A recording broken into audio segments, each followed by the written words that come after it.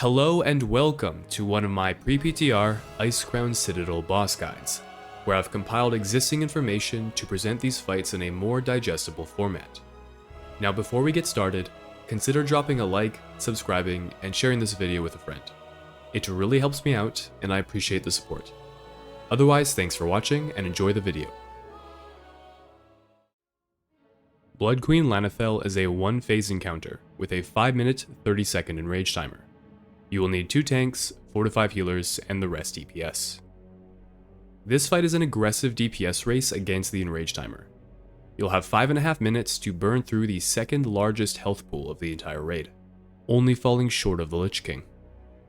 To beat the enrage timer, your raid will need to make efficient use of Lana'thel's Essence of the Blood-Queen debuff, arguably the main mechanic for the fight.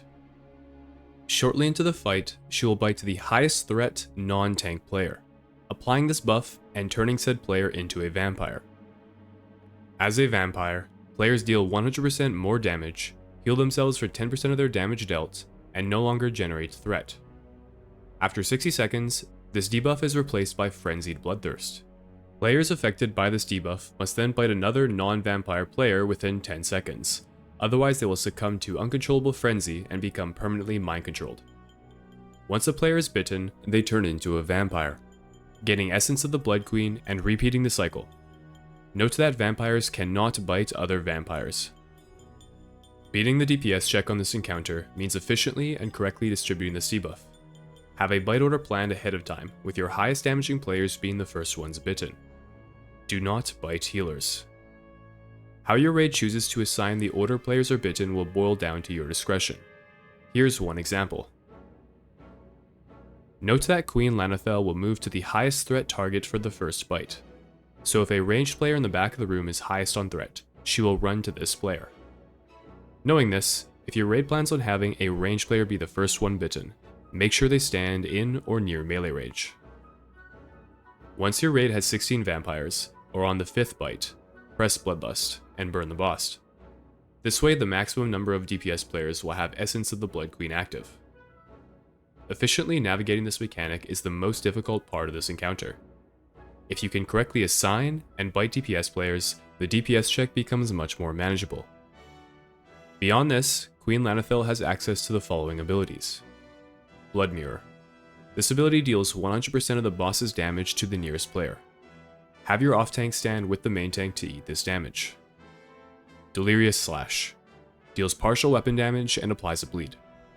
It seems this ability is only used on the off-tank. Shroud of Sorrow. This aura deals shadow damage every 3 seconds. On Heroic, this damage increases by 5% for each player turned into a vampire, meaning this damage ramps up significantly towards the end of the fight. This is the only mechanical difference between the normal and heroic versions of this encounter. Pact of the Dark Fallen.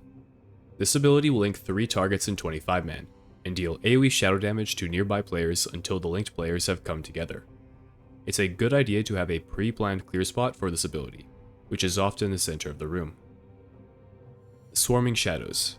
This ability is analogous to Legion Flame on Lord Jaraxxus, this time dropping a purple flame every 2 seconds instead of a green one. If targeted by this ability, players should run and kite this fire to the edge of the room, or until the debuff expires. Twilight Bloodbolt. Lana'thel hurls a bolt of dark blood at the target, dealing damage to the target and all players within 6 yards. This means ranged players need to spread out, and melee should separate into 2 groups. Every 2 minutes, Lana'thel will run to the center of the room and fear the raid. This signifies the start of a brief air phase. During this time, she will use Bloodbolt Whirl, casting Bloodbolts at random raiders every 2 seconds for 6 seconds. It's important to stay spread out to mitigate this damage.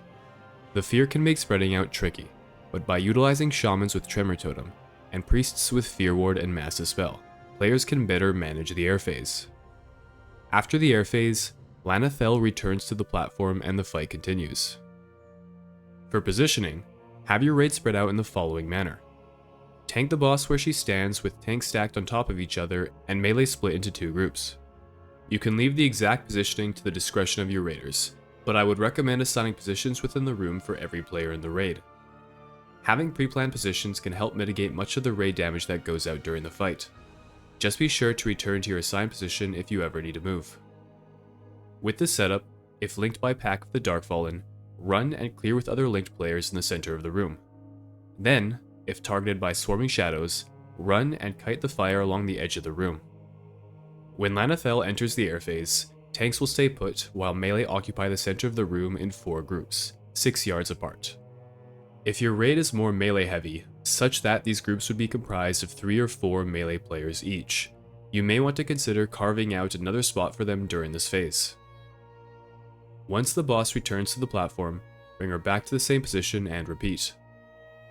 Otherwise, that's it. Thanks for watching, and stay tuned for more ICC guides coming soon.